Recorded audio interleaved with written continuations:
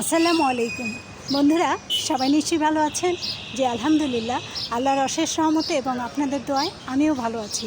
বন্ধুরা, আজ গাছের মাটি পরিবর্তন তো করবই, গাছের টব পরিবর্তনও করব। দেখুন বন্ধুরা, এটা একটি বড় আম গাছ, বেশ বড় আম গাছ।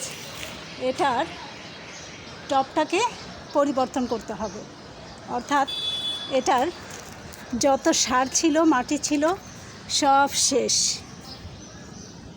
এখন এটাকে সার দিয়ে আবার পরিপূর্ণ করে তুলতে হবে।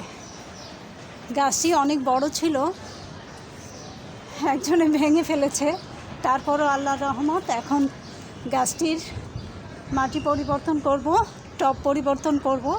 আসলে এটা বেশ কষ্টের কাজ, শক্তির কাজ। এতগুলি মাটি টব থেকে বের করে আনতে গাছটিকে আগে গাছের মাটিগুলিকে আগে একটু শুকিয়ে নিতে হয়, তারপরে টবটিকে আলতো করে চারদিক থেকে হালকা হালকা করে প্রেসার দিয়ে তারপরে খুলতে হয়।